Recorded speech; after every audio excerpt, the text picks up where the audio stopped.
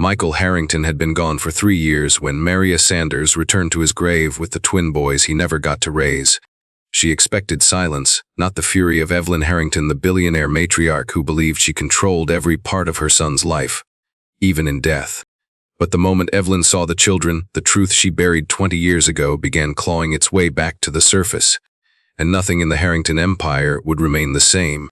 Michael Harrington had been gone for 3 years when Maria Sanders finally found the courage to return to his grave, her hands trembling as she guided her 7-year-old twin boys through the stone paths of Greenwood Cemetery in Brooklyn.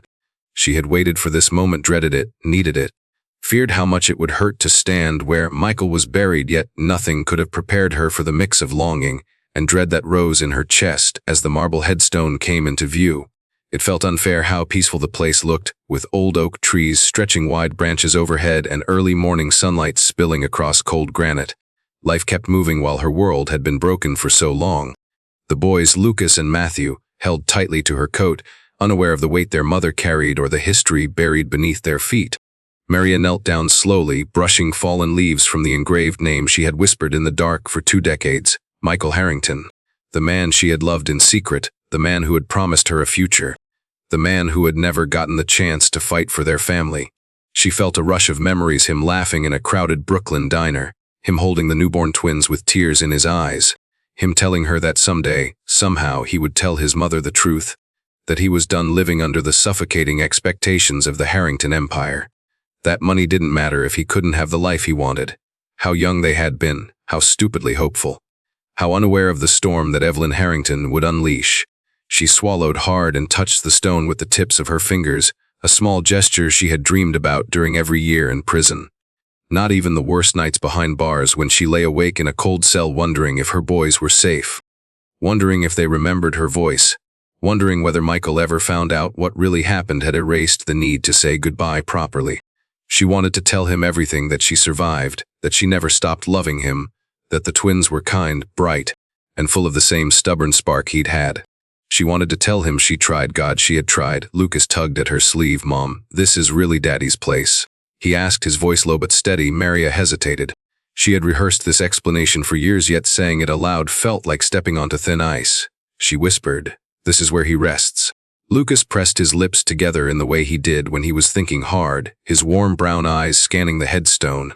Matthew leaned forward, copying his brother as always, touching the stone with a kind of reverence that made Maria's throat tighten. They deserved to know their father. They deserved the truth, all of it.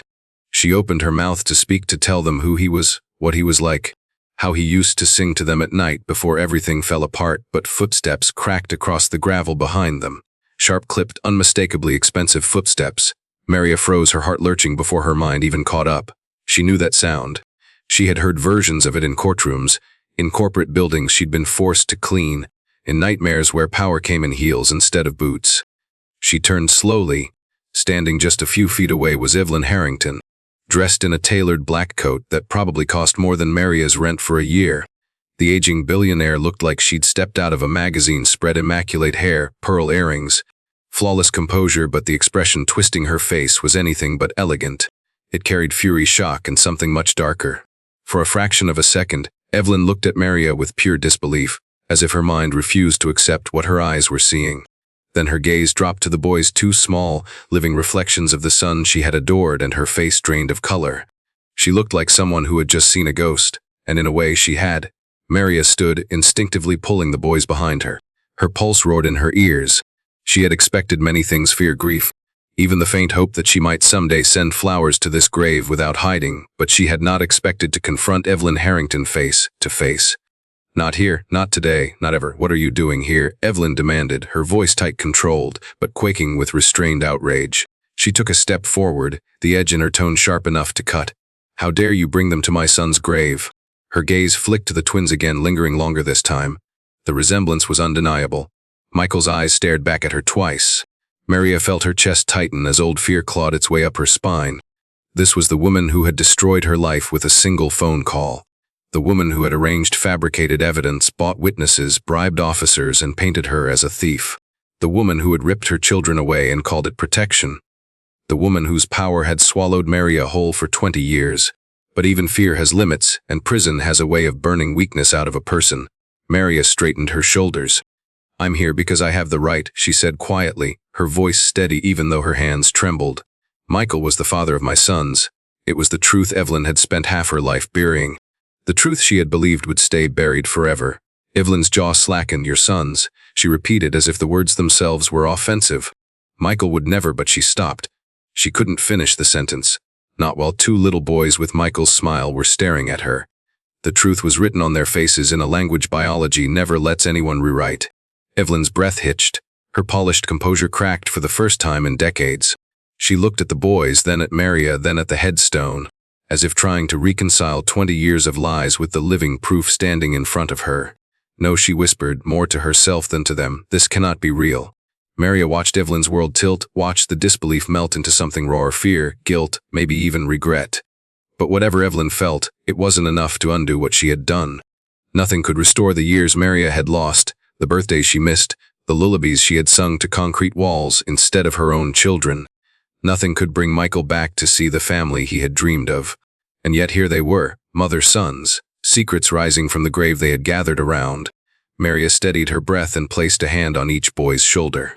She didn't know how this confrontation would end, whether Evelyn would lash out, deny everything, or crumble beneath decades of lies, but she knew one thing with absolute certainty. This was the moment their story truly began. The truth was no longer buried. It was standing right in front of Evelyn Harrington with Michael's eyes and Maria's stubborn will. And for the first time in her life, the billionaire matriarch had no control over what happened next. Evelyn Harrington's fury struck the cemetery like a sudden storm, sharp and overwhelming, roaring out of a woman who had spent her entire life believing power made her untouchable. She stepped closer, her heels grinding against the gravel as though every crunch was an accusation aimed at Maria Sanders for daring to exist in her orbit. Evelyn's voice rose, cold and commanding, the same tone she had used to dismiss executives, fire board members, and bend entire industries to her will. "I don't know what game you're replaying," she said, gesturing toward the twins with a trembling hand. "But you have no right to bring these children here. This is private family ground. You are not part of this family. Leave." Her breath was tight, heavy with indignation, but beneath her anger was something else: shock, disbelief, maybe even fear that the fortress she had built around Michael's legacy was cracking. The boys shrank back behind Maria, sensing danger even if they didn't understand it, and the sight seemed to push Evelyn over the edge. Her chest rose and fell sharply, and her perfectly manicured fingers curled as if she had to physically restrain herself from grabbing them and dragging them away. "You've done enough," she snapped. "Whatever stunt we're trying to pull ends now." Maria didn't move. After surviving 2 decades behind concrete walls and steel bars, facing Evelyn Harrington again felt like stepping into the past she had spent years trying to outgrow. But this time she wasn't the same terrified girl. She wasn't a waitress scraping tips in Brooklyn or a defendant standing alone against a billionaire's manufactured accusations. She was a mother standing beside her sons. She drew a breath and met Evelyn's gaze head on. "I didn't come here to fight," Maria said, her voice steady. "Michael was my partner. These are his children. I came because they deserved to know who their father was." Evelyn's eyes flashed with something sharp, a mixture of outrage and panic. "Your partner," she repeated, her tone dripping with disbelief. "Michael would never have tied himself to someone like you. He had a future. He had a name to uphold. He had responsibilities." Her voice cracked on the last word, betraying the smooth confidence she usually wielded like a blade. "He would never have chosen a life like—" She gestured vaguely at Maria's worn coat, her cheap sneakers, the frayed strap of her handbag. "This." Maria felt a familiar sting, the same sting she'd felt the night she was arrested, when the police officers looked her up and down as if poverty were a crime. She swallowed it down. "He did choose me," Maria said, "for 7 years, and he chose these boys the moment they were born." She reached into her coat pocket and pulled out the creased photograph she'd kept for so long it felt like a part of her.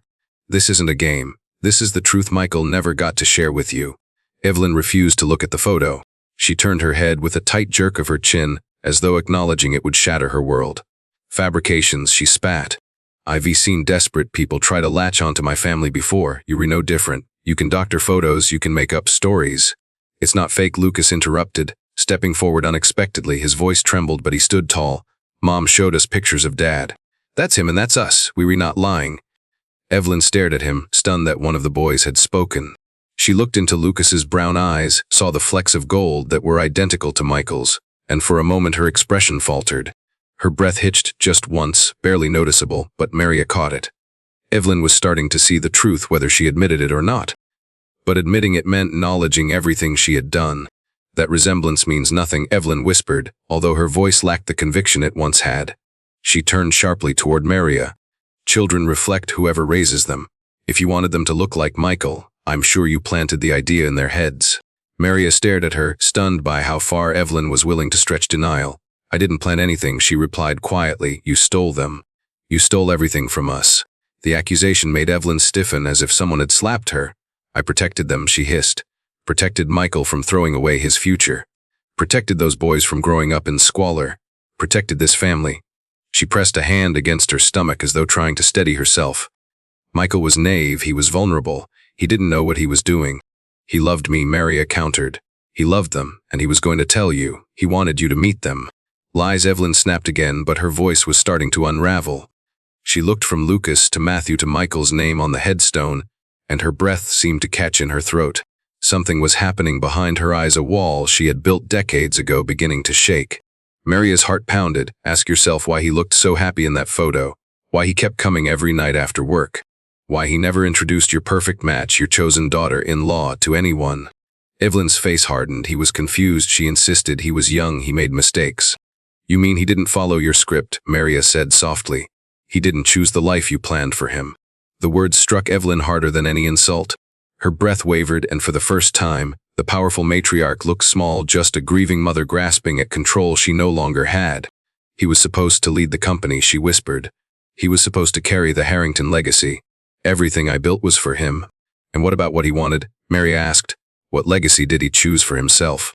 Evelyn didn't answer. Instead, she looked at the boys again. This time she searched their faces with desperate intensity, scanning their features like she was hunting for reasons not to believe what stood right in front of her. But denial only works while the truth stays quiet. Lucas tilted his head the exact way Michael used to. Matthew absent-mindedly bit his lip, just as Michael did when he was nervous. The evidence was living and breathing. When Evelyn spoke again, her voice was a fraction of its former strength. If they were truly Michael's, why didn't he tell me? Maria felt her chest tighten. Because he was afraid of you, she answered. Afraid you'd tear us apart, and he was right. For the first time, Evelyn seemed caught off guard. As the truth pressed in from every angle, the cold armor she had worn for decades began to crack around its edges. Maria saw confusion there, and guilt, and a flicker of something else, something dangerously close to remorse. But guilt wasn't enough to undo everything. Not enough to rebuild what had been broken. Not enough to bring Michael back or erase the years Maria had lost. Evelyn might have been starting to believe, but that belief came 20 years too late. She straightened her spine again, trying to reclaim her old authority. This changes nothing, she said stiffly, though her voice betrayed her. You will leave now?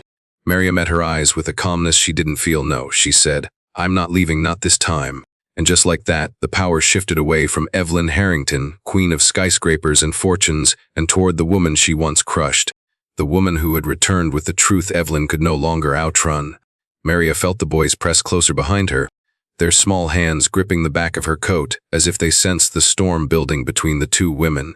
She could feel Lucas's breath hitch against her side and Matthew's fingers curl into the fabric, but she kept her gaze firmly on Evelyn Harrington. For years Maria had rehearsed what she would say if she ever stood face to face with the billionaire who had stolen her life. But now that the moment had come, the words burned in her chest, raw and heavy, begging to be released. Evelyn stepped forward, her posture rigid, her voice sharp enough to cut through the warm morning air. I don't know what fantasy you trying to sell, but whatever story you've told these children ends now. Do you understand me? She pointed at the twins like they were props in a stage play Maria had assembled to manipulate her. You don't get to rewrite history. Michael didn't know you. He didn't father any children with you. Leave before I have you removed. Mary exhaled slowly, steadying the trimmer in her hands. She had walked into this cemetery expecting grief, not confrontation. She had come for Michael, for a goodbye she had been denied for 20 years, not to rip open old wounds. But she wouldn't back down, not now, not after everything she had endured. I'm not rewriting anything, Maria said, voice low but bold enough to reach every corner of the moment. I'm telling you the truth, Evelyn. These boys are Michael's children, they always have been. Evelyn's expression shifted, a flicker of unease breaking through the anger. But she smothered it quickly. Impossible, she scoffed. Michael would have told me, he shared everything with me. Lucas flinched at Evelyn's tone. and Maria squeezed his shoulder gently before she stepped forward just enough to make herself a shield between the twins and the older woman. Michael didn't share everything with you, she said. Not anymore. Not after you tried to control every choice he made. He wanted a life that didn't fit inside your corporate plans for him. He wanted a family. He wanted us. Evelyn's mouth tightened, her jaw clenched, her chest rose in short, sharp breaths that carried more strain than rage. Michael would never have chosen to be with you, she snapped. He had a future, a legacy. And her eyes traveled down Maria's outfit again, taking in the inexpensive shoes, the worn knees of her jeans. The faded sweater stretched thin from years of work and washing. You were a distraction at best. Maria didn't flinch. A distraction doesn't last 7 years. A distraction doesn't hold him when he's terrified of disappointing you. A distraction doesn't build a home within him in a tiny Brooklyn apartment he loved more than the penthouse you forced him to live in. Her eyes softened at the memory. He was happiest with us, all three of us. Something in Evelyn's face changed, something subtle, like her mask had slipped a fraction of an inch. Her breath stuttered. Her gaze returned to the boys, lingering longer than before. Matthew's hair, a shade lighter than Lucas's, caught the sunlight, revealing golden strands identical to Michael's. Their expressions, their posture, the way Lucas tilted his head as he watched Evelyn, it was all Michael. And for the first time, that recognition terrified her. Still, Evelyn pushed forward, clinging to denial like a lifeline. If this were true, she said, why hide it? Why appear out of nowhere after all these years with children and a story that conveniently connects you to my son? Maria's pulse hammered. She had known the moment would come, the moment where she would have to speak the truth she had carried like a weight around her ribs for half her life. Her throat tightened, her chest aching with 20 years of swallowed pain. I didn't hide anything, she said quietly. You erased us. Evelyn blinked, startled by the accusation. Excuse me. You heard me, Maria replied, voice steady but thick with the memories she wished she could bury. Michael tried to tell you. He begged you to accept us. He told you he loved me, that we were expecting twins, and you refused to listen. That's a lie, Evelyn muttered, but her voice faltered. No, Maria said. What's a lie is the narrative you created to make yourself feel in control. You called me unworthy. You said I was trapping him. And when he wouldn't break up with me, you found another way. Evelyn's posture shifted, just slightly. Her fingers twitched like she was holding onto a secret of her own. Maria continued. You sent people to watch me. You dug through my life until you found the crack you needed. And then you built a case against me so strong the court never questioned it. You made sure I disappeared. You made sure Michael never knew the truth. Lucas looked up at his mother, confusion rippling through his features. Mom, what does she mean? He whispered.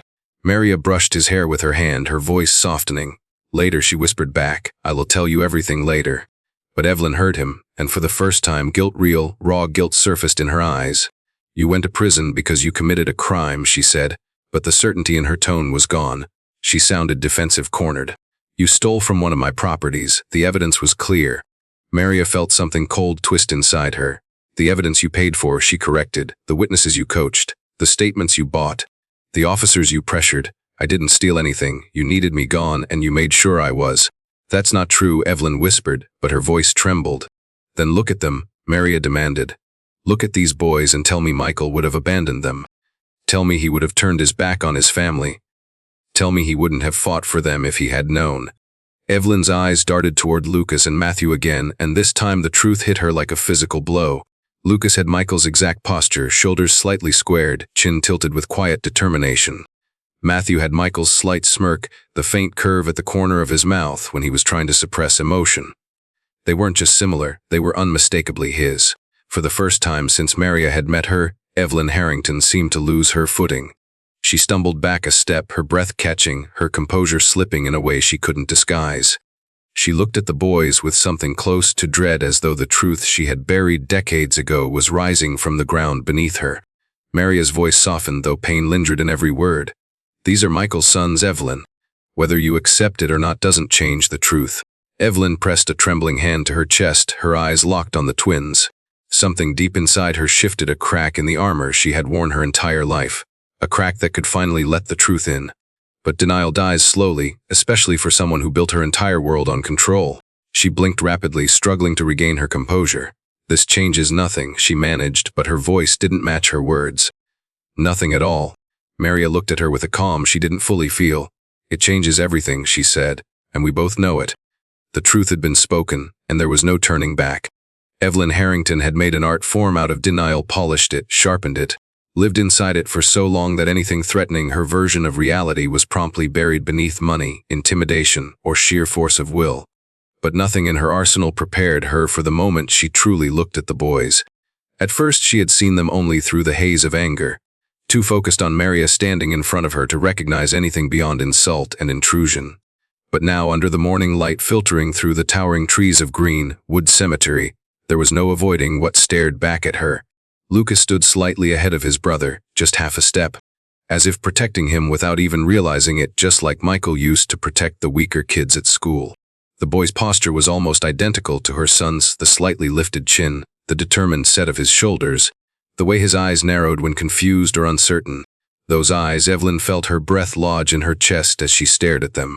Warm brown with flecks of gold, just like Michael's had been when he was 8, 10, 12, struggling to understand the world while she shaped it for him. Matthew, standing a little lower and leaning gently against his mother's hip, mirrored another version of Michael. She had almost forgotten the softer one, the child who had been sweet, thoughtful, who used to hum to himself when lost in his imagination. He carried that same distant look, like his mind was always half in a daydream. His hair was slightly lighter than Lucas's, catching the sunlight in a way that looked painfully familiar. One strand fell across his forehead, and he brushed it away with the same impatient gesture Michael had repeated through his teenage years. Evelyn felt the past slam into her with a force so sudden it nearly buckled her knees. She saw flashes of Michael at age 5 running through their Connecticut estate, hair flying, laughing as he tugged her hand. She saw him at 15 fighting with her about the college prep program she insisted on. She saw him at 21, his jaw tight with frustration as he told her, in a voice barely louder than a whisper, that he wanted a normal life, that he didn't want to become the CO she had groomed him to be. She remembered the argument that followed her scoffing at the idea that someone of his status would choose an ordinary girl over the legacy of the Harrington name.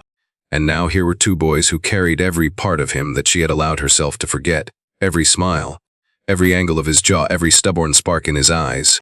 It felt like the earth had shifted beneath her feet. Evelyn swayed slightly, not enough to fall but enough for Maria to notice. The other woman didn't say anything, but her gaze softened, as if she understood exactly what Evelyn was seeing. She probably did. Maria had loved Michael not in the performative way society loved a billionaire's son, but in the quiet, everyday way Evelyn had never been able to offer him. These children were proof of that love, proof Evelyn had tried to erase.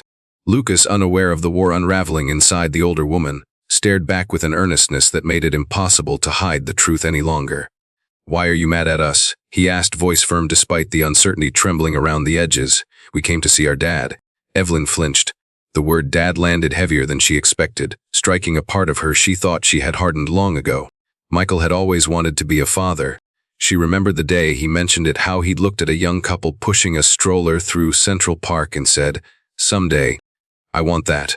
Evelyn had brushed it off at the time, telling him children were a distraction and that the company needed him. She had been proud, even triumphant, in the way she directed his ambitions. But now, staring at the two boys who looked as if they had stepped straight out of one of Michael's unspoken dreams, Evelyn felt something crack inside her. Her voice, when she spoke, was stiff and caught between disbelief and desperation.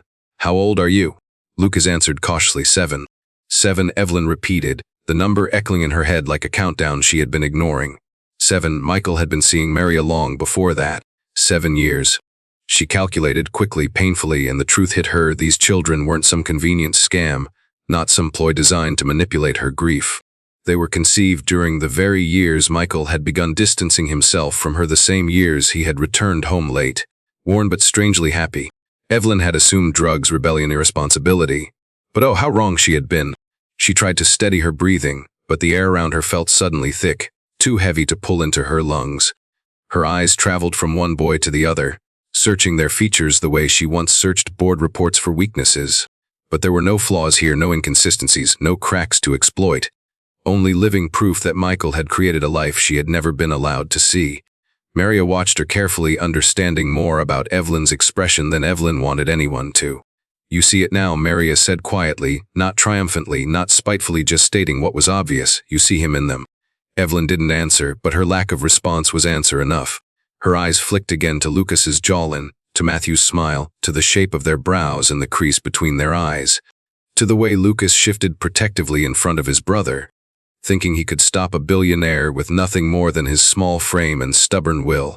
Just like Michael had once stood between Evelyn and the life he wanted, ready to shield it even from her. Evelyn's throat tightened. Her world was mapped in strategy and control. But this was something she couldn't contain, couldn't buy, couldn't manipulate. She had spent 20 years believing she had wiped Maria out of her son's life entirely, believing she had saved Michael from a disaster. But now it was becoming painfully clear that the disaster had been her. She took another step toward the boys, as if drawn to a truth she had spent half her life avoiding. Matthew instinctively stepped back, unsure of her. Lucas didn't move, but his stance stiffened defensively. The way they reacted made her ache in a way she didn't have a word for. They were his expressions, his instincts, his everything. Evelyn's voice emerged in a thin, fragile thread. They look like him. Maria nodded, her eyes gentle and wounded all at once. Yes, they do, every day. Evelyn felt her chest tremble. The admission felt like a confession she had been resisting for far too long. Her eyes brimmed with something she refused to let fall. She had fought the world's silenced enemies, commanded empires, but in this moment she stood powerless before two boys who carried the truth in their very faces. For the first time in her life, Evelyn Harrington doubted herself. And that doubt spread through her like a long-buried truth clawing its way upward, demanding to be recognized. The truth stood right in front of her, looking back with Michael's eyes, and it was undeniable. Evelyn Harrington tried to steady her breath as she stared at the twins, her mind racing through every timeline she'd carefully crafted for Michael: his schooling, his corporate grooming, the responsibilities she'd stacked onto his shoulders one after another until he learned to carry them without complaint. She had built an entire future for her son, step by step, with the precision of a woman who controlled billions of dollars and thousands of employees. Yet nothing, absolutely nothing, prepared her for the way two small boys were now unraveling her entire sense of certainty. Her eyes darted from Lucas to Matthew and back again, as though she might find a flaw if she looked hard enough, something to prove her instincts wrong. But the more she searched, the more her composure placed itself at the edge of collapse. Lucas lifted his chin in that stubborn, fearless tilt Michael had always worn whenever he felt cornered by expectations. Matthew hid slightly behind his brother with the same hesitant curiosity Michael used to show around strangers. They didn't just resemble him. They embodied pieces of him Evelyn hadn't allowed herself to remember, childlike pieces, unpolished pieces, real pieces. She felt something twist low in her stomach, a mix of recognition and dread so intense it nearly choked her. What exactly do you expect me to believe? Evelyn asked, her tone sharp but trembling underneath. She tried to pull her voice into the cold, commanding authority she mastered in boardrooms, but it wavered. That my son lived a second life. That he fathered 2 children and never said a word to me. Maria reached into her coat pocket again, her movements deliberate, careful, almost protective. For a moment, Evelyn thought she was reaching for another weapon, another accusation, another emotional grenade. Instead, Maria pulled out a photograph, worn and creased from years of being touched, tucked away and guarded like something fragile. She held it out, not aggressively, but with a reverse kind of defiance, one that carried pain and truth, not spite. Evelyn hesitated. She could have refused to look. She could have turned away. She could have upheld the shield she had worn for years without allowing a crack. But she reached for the photo. Her fingers brushed Maria's briefly, and the touch sent an uncomfortable jolt up her spine, like she had touched something living, something warm, something that reminded her of everything she'd fought to erase. The photograph sat in her hand like a piece of evidence from a trial she never wanted reopened. Maria, younger and glowing, stood beside Michael on a Brooklyn rooftop, the sunset behind them painting their faces gold. Michael's arm wrapped firmly around her waist, his smile wide, unguarded, unmanicured by societal expectation. And nestled between them, tiny and new and wrapped in matching blue blankets, were the twins, barely infants, both with tiny fists curled, both with expressions that mirrored the vulnerable tenderness in Michael's eyes. Evelyn stared, her throat tightened, her fingers began to tremble. She remembered that rooftop.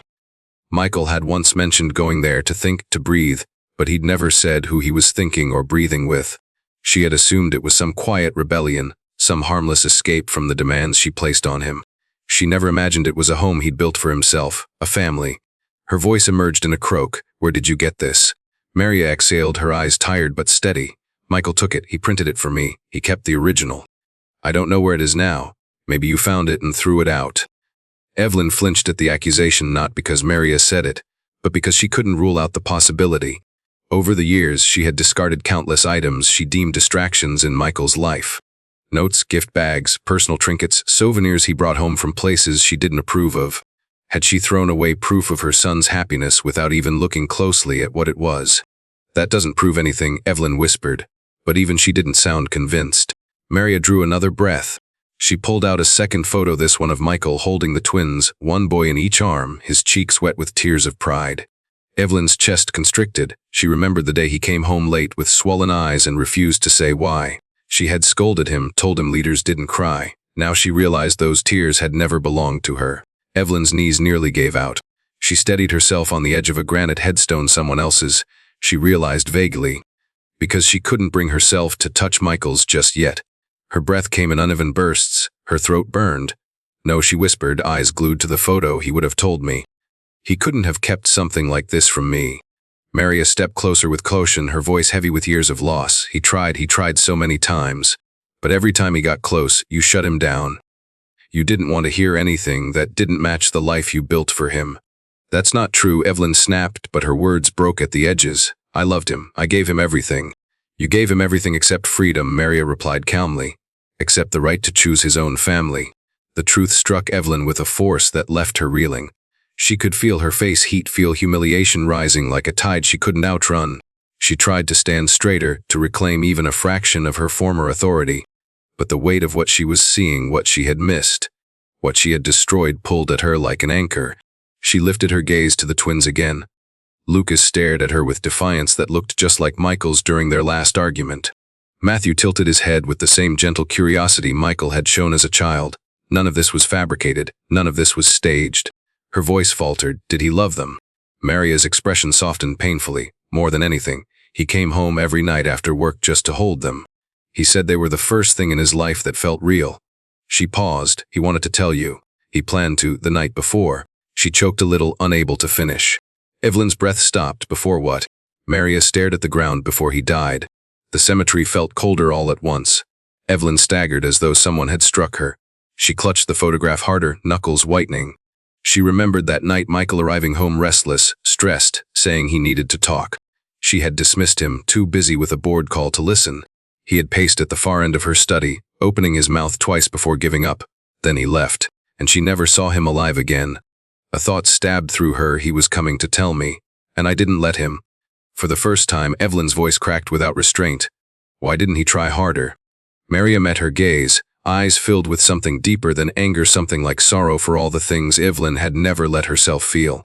Because he was tired of fighting you, tired of begging for his own happiness. Evelyn's throat tightened painfully. Every breath felt like a struggle.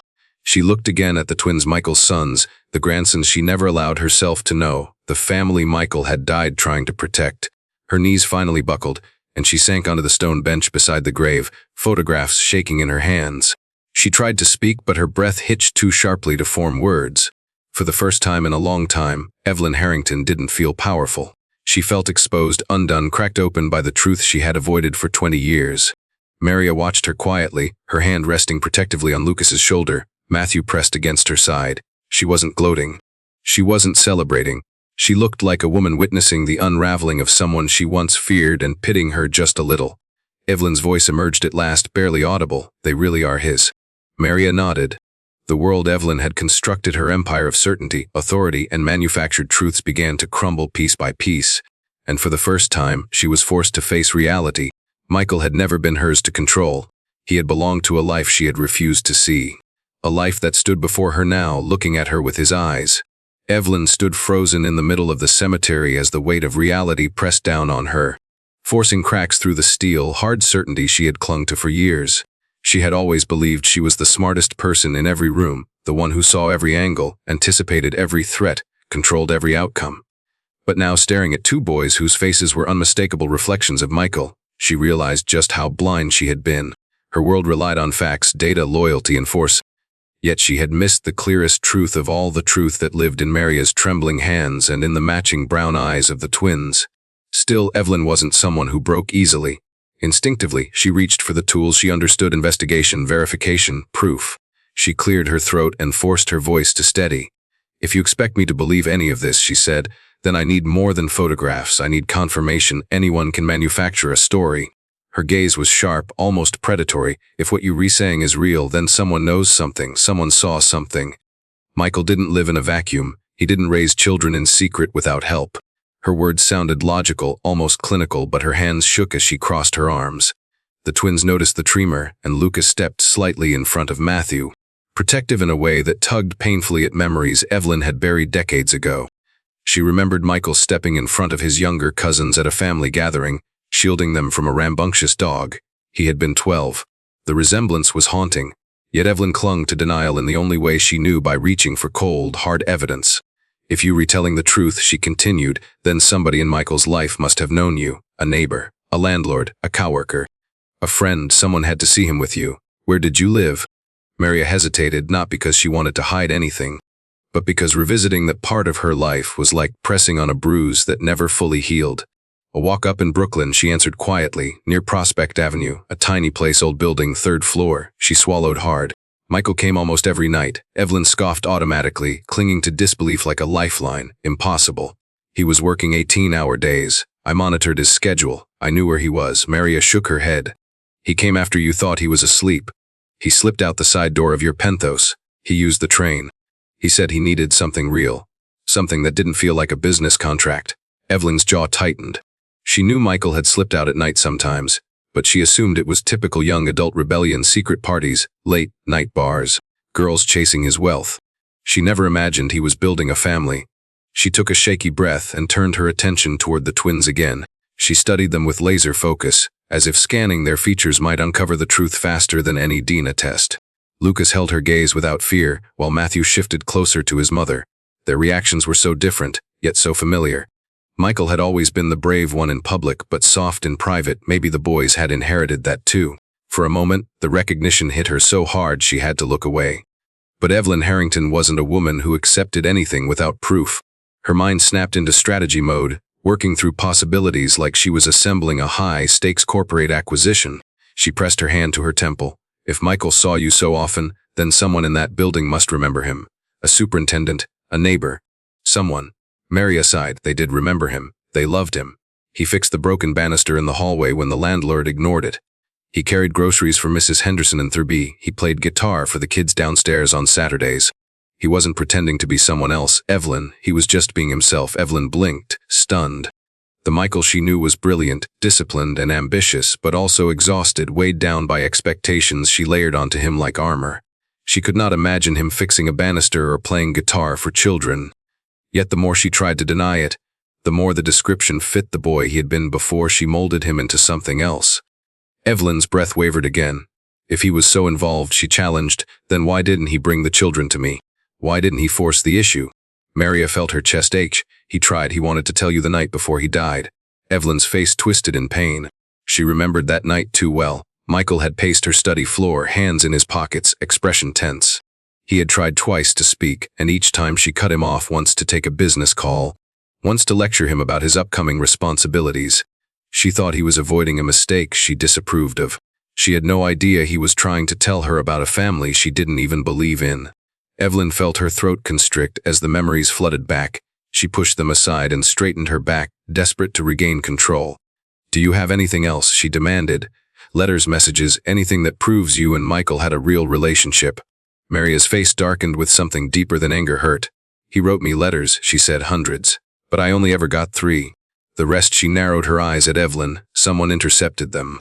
A sharp flash of guilt flickered in Evelyn's eyes, so quick she almost hit it. Years ago, when Michael became distant, she'd instructed her head of security to monitor his mail for manipulative outsiders. She remembered shredding envelopes addressed in what she assumed was a desperate woman's handwriting. She told herself she was protecting him. The memory made her stomach twist. You did this, Maria said, voice trembling now with emotion restrained for decades. You took everything from us, and now you stand here demanding proof. Evelyn felt heat rise to her face, not the rage she willed like a weapon, but something rawer, something she didn't want to name. She looked away, scanning the cemetery grounds as if searching for an escape route from the truth. Instead, she found the opposite. Her head throbbed with the need to know more, to confirm every detail, not because she doubted Maria now, but because she dreaded what full confirmation would mean for her conscience. She finally spoke, her voice lower, shaken. I need to see where you lived. The demand surprised even her. Maria stared at her, uncertain why. Evelyn swallowed hard. Because if what you were saying is true, there will be people there who remember Michael. People who saw him with you. If I'm going to accept this, she looked at the boys, really looked this time, not searching for flaws but acknowledging truth. I need to see it myself.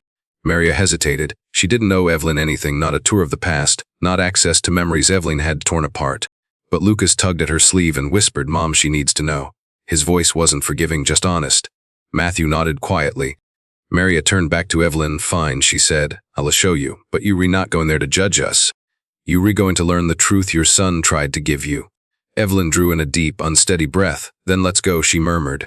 For the first time in her life, she wasn't leading the way. She was following. Evelyn followed Maria and the twins out of the cemetery with the stiff, mechanical movement of someone walking into a future they had never prepared for. She kept her eyes fixed on the back of Maria's coat, not trusting herself to look at the boys again, because every time she did, she felt an ache she couldn't name pulling at her chest. The city looked different today, too loud, too fast, too indifferent to the unraveling happening inside her. She had always believed New York was her city, shaped by her power, her money, her name carved into towers of glass. But now, as the train rattled beneath their feet on the Brooklyn-bound line, Evelyn felt strangely small in a world she had once dominated. Maria held onto the overhead rail while the boys leaned into her sides for balance, and Evelyn observed the movement with a tightening throat. Michael used to stand the same way on subway rides when he was young, feet planted wide for balance, hand wrapped around the rail, face thoughtful as he watched the world blur by. She wondered how many times he stood exactly like that with Maria and the twins beside him, living a life she believed she had eradicated. When they reached Prospect Avenue and climbed the stairs into the open air, Evelyn felt the shift immediately. This neighborhood wasn't polished or curated. It was alive with barking dogs, children running down the sidewalk, a mix of corner stores and laundromats, old brick buildings with cracked steps, and people who greeted each other like family. It wasn't the world she meticulously crafted for Michael, but it had a heartbeat she couldn't deny. Maria led them toward a red brick walk-up with narrow windows and a rusting fire escape. Evelyn stared up at it, stunned. "He lived here," she murmured, not accusingly, but with the disbelief of a woman confronting a version of her son she had never known. Maria didn't reply. She just pushed open the heavy front door and guided her sons inside. The lobby smelled like old paint and detergent, with mailboxes that had been dented more times than Evelyn could count. A faded welcome mat lay crookily under residents' names written in pen where the original labels had peeled away. Evelyn looked around as if the walls might whisper answers. "He came here?" she asked, her voice raw often. Maria nodded, though her expression held years of exhaustion. "Every night after work. Sometimes he brought dinner from that little Dominican place across the street. Sometimes he brought flowers he found on the subway steps because he knew I liked the ones that looked a little wilted." She paused with a tight breath. "He said they reminded him of us fighting to stay alive in a concrete city." Evelyn's jaw clenched at the metaphor, not out of offense but because she couldn't deny how cruelly accurate it felt. She followed them up the narrow staircase that groaned with each step until they reached the third floor. Maria stopped in front of a chipped blue door with the number 3B barely hanging on by a screw. "This was our home," she said quietly. When she opened the door, Evelyn expected clutter, chaos, the markers of poverty she had always looked down upon. But the apartment was warm, lived in, full of tiny details that spoke more truth than any photograph. A small couch sat in the middle of the room, its cushions worn but neatly arranged. Children's drawings covered a corner of the wall, messy, colorful shapes that any mother would treasure. A bookshelf held a stack of bedtime stories, a battered guitar leaning against it. Evelyn's breath caught. She recognized that guitar. Michael had bought it when he was 16, insisting he didn't need a teacher because he preferred playing by ear. She had told him it was a waste of time. But here it was, resting like a quiet witness to the life he had built without her. Maria watched Evelyn with a mixture of apprehension and empathy. "Michael used to sit right there," she said, pointing to the floor by the couch. "He'd play stupid little songs for the boys when they were babies. Not real songs, just made-up melodies about their stuffed animals." She gave a sad smile. "He called it their private concert." Evelyn lowered herself onto the edge of the couch as though the weight of the room might crush her. Her hand brushed against a faint stain on the cushion, a baby's spilled juice. Maybe, and she felt a pang so sharp it made her inhale sharply. This place wasn't glamorous, it wasn't wealthy, but it was full of something Evelyn could never buy: authenticity. She tried to mask her shaking voice. Who else knew about this? Maria sat across from her on a small ottoman. Everyone in the building knew him. He was the guy who carried groceries, fixed broken locks, babysat when someone needed help. He wasn't hiding. He was living. The only person he hid from was you. Evelyn winced as if struck. "He wasn't hiding from me," she whispered unconvincingly. He was avoiding disappointment. He was avoiding being controlled. Maria corrected gently. He loved you. But he couldn't breathe around you. The words hit Evelyn like a blow to the ribs. She felt a hollowness expanding inside her. She had spent years convincing herself that she shaped Michael into the best version of himself. But now the evidence stood in every corner of this small apartment. He had found joy only when he escaped her world. As they talked, the building superintendent, Mr. Alvarez, a man in his late 50s, knocked and stepped inside without waiting for a long conversation. He recognized Maria instantly and hugged her with relief, then turned to Evelyn with a puzzled expression. "You must be the mother," he said in a thick Brooklyn accent. "Haven't seen you around." Evelyn stiffened. "You knew my son?" "Of course," he said without hesitation. Michael was one of the best people in this building, always helping someone. Couldn't shut him up about these kids. He used to brag about them like any dad would. Evelyn's heart cracked. He talked about them, constantly. Mr. Alvarez smiled. He used to say they were the best part of his day.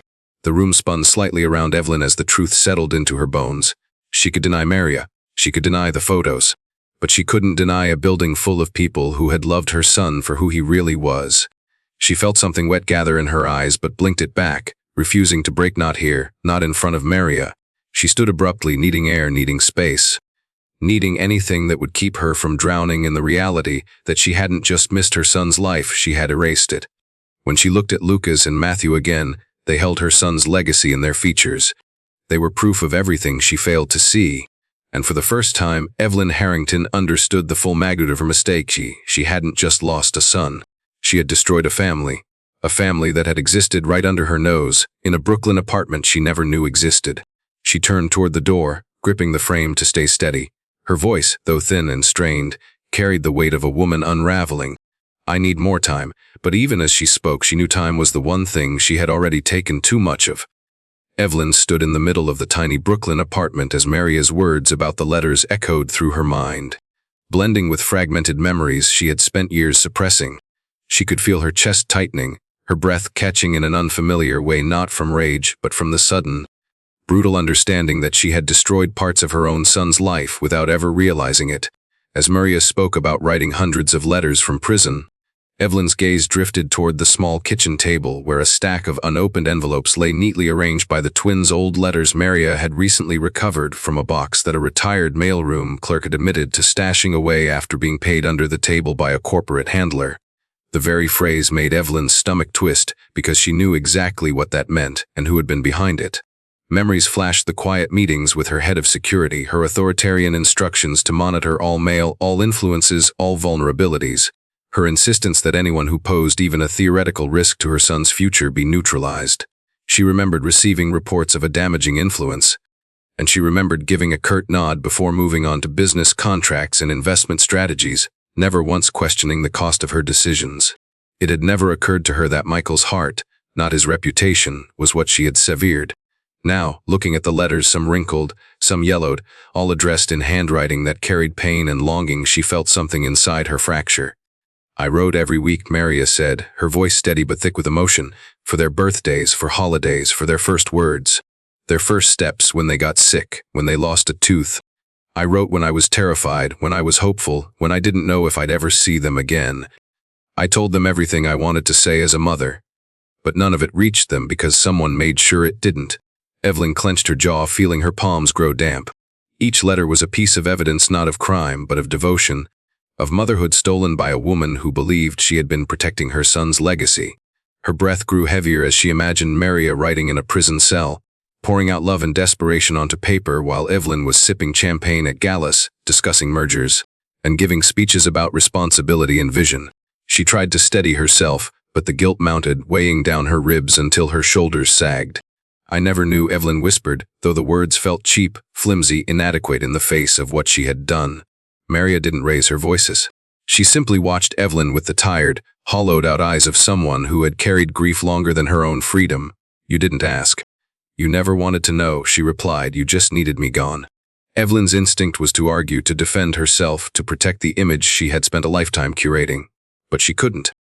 Not when the truth was right in front of her.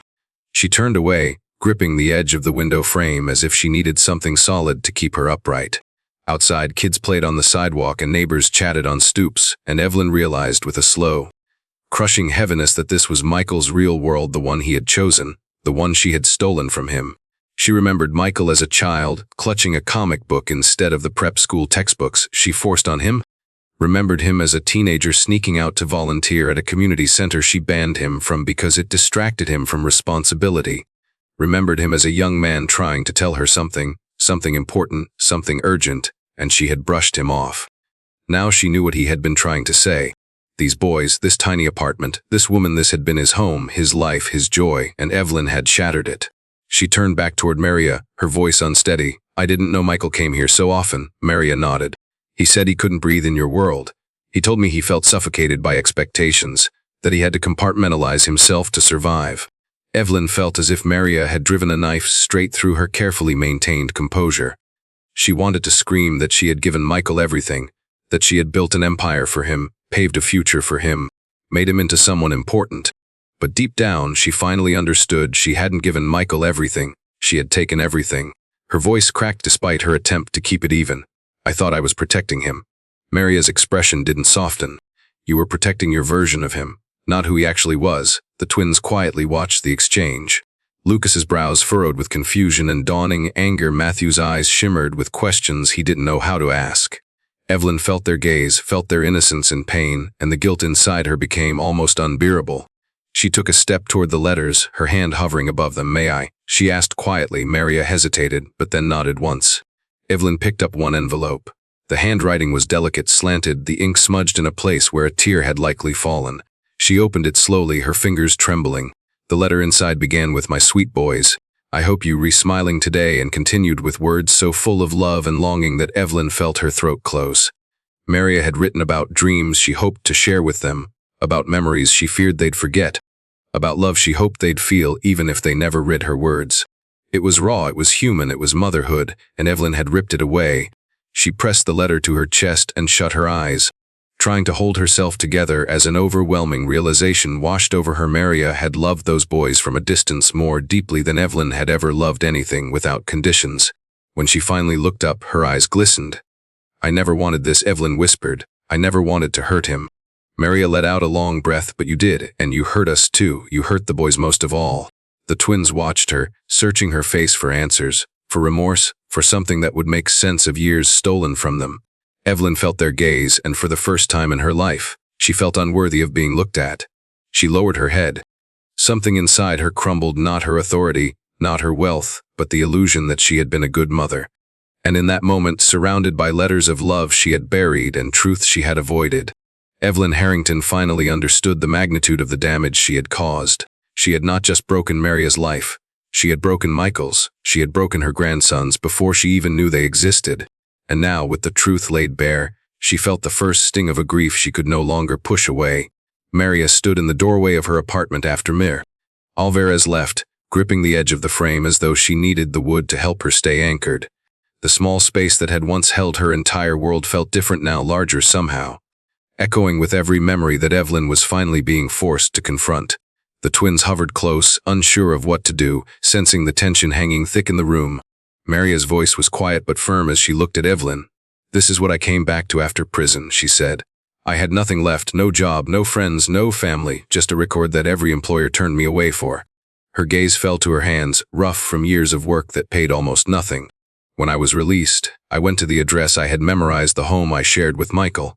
But the locks were changed. My name was gone from the mailbox. Everything inside was cleared out, just like I had never existed." She drew in a breath. "I wrote letters to the boys, thinking maybe someone still lived there who would send them forward.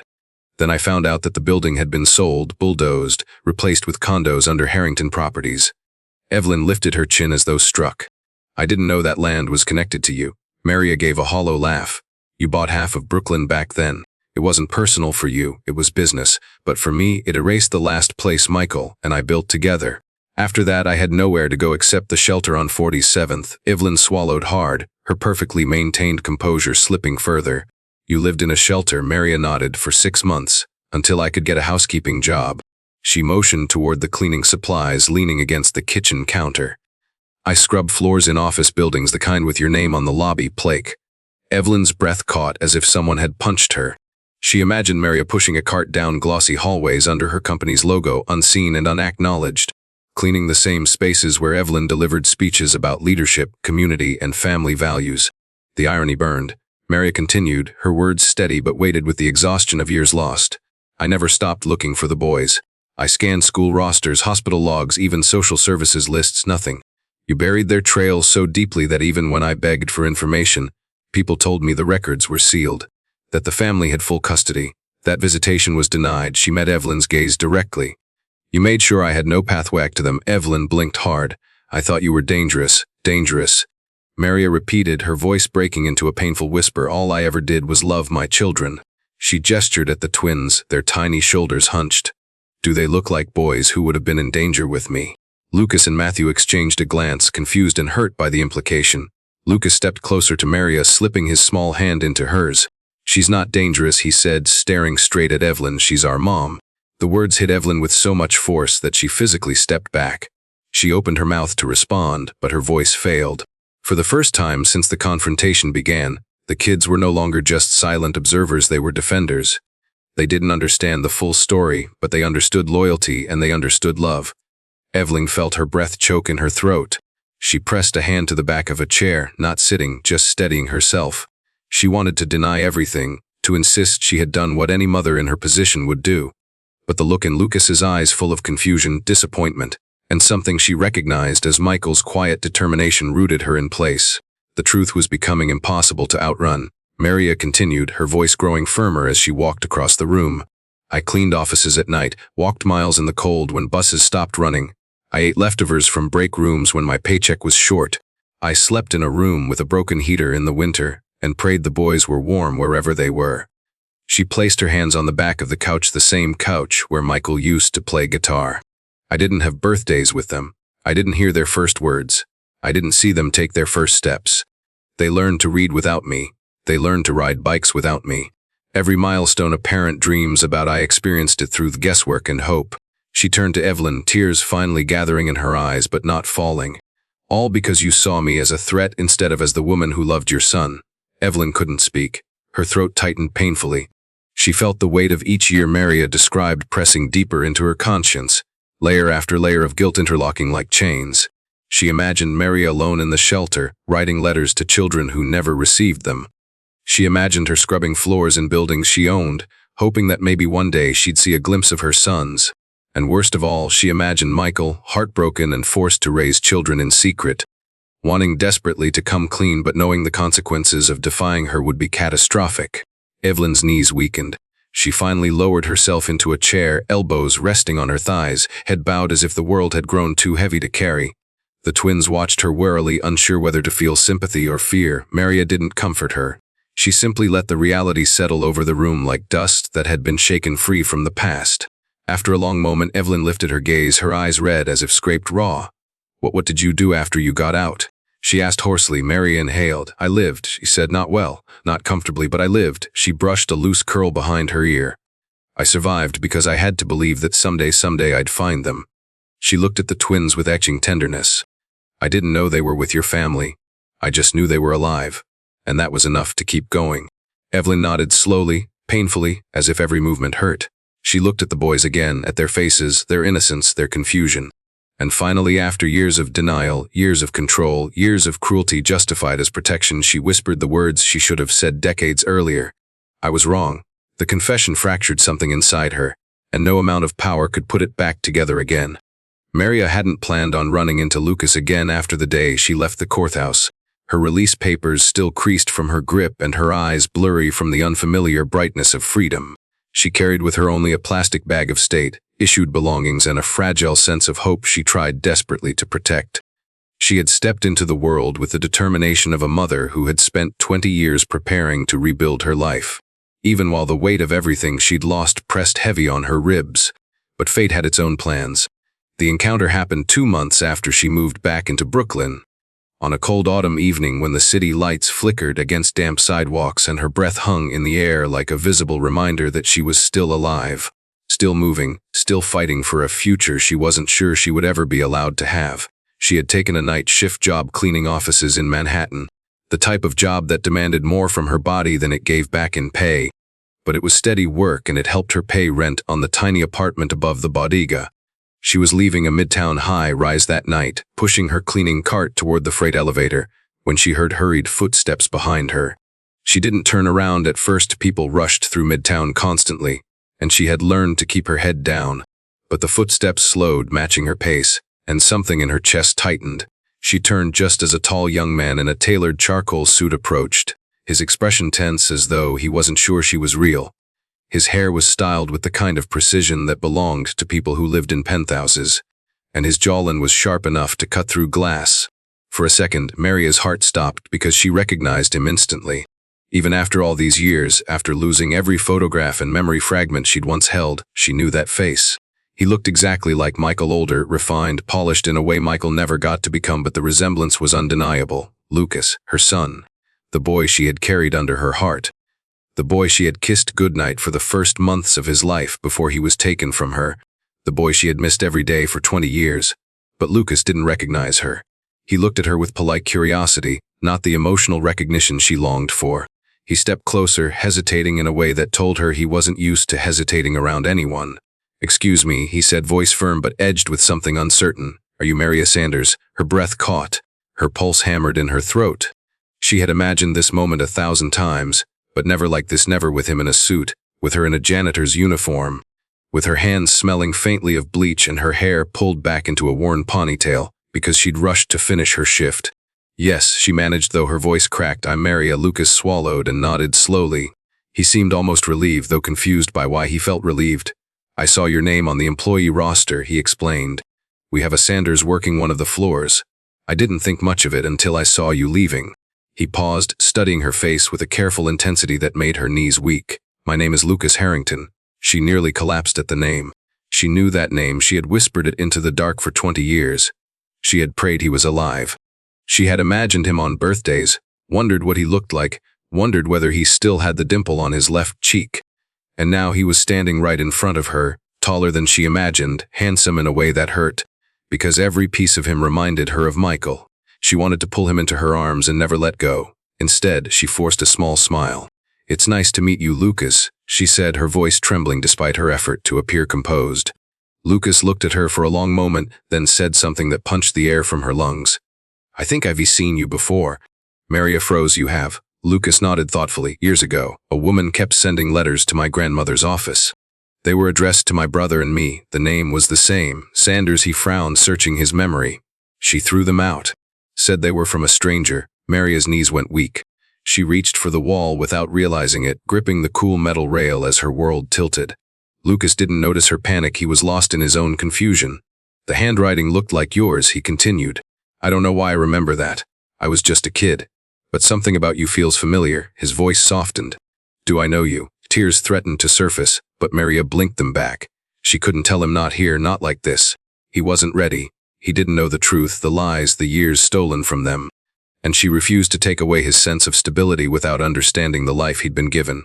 "No," she whispered. "We've never met." But the words tasted like betrayal. Lucas studied her again as if searching for pieces of a puzzle he didn't know he was trying to solve.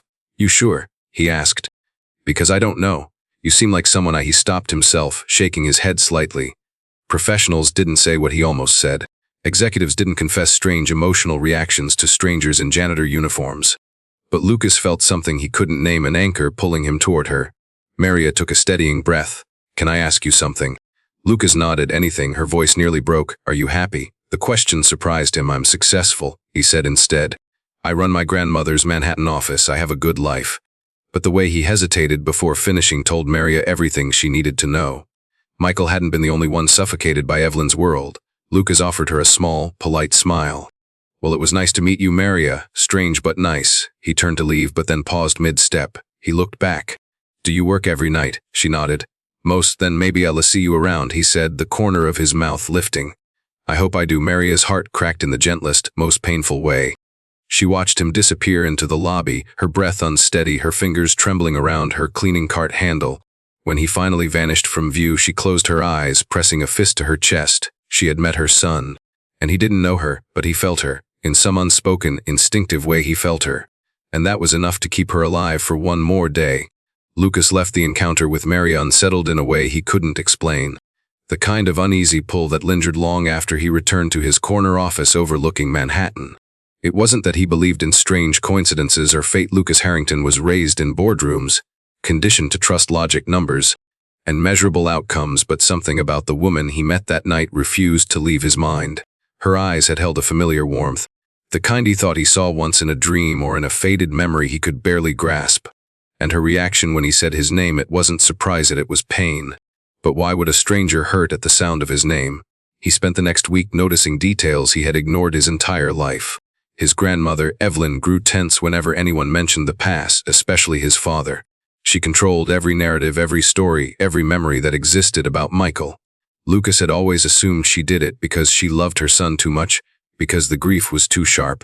But now small inconsistencies began to surface in Lucas' mind like dust rising from old carpet, little lies he never questioned, explanations that didn't quite add up. He visited the archives room in the Harrington corporate building late at night, scrolling through old tenancy records, donation lists, property acquisitions, anything that might connect the Sanders name to his past.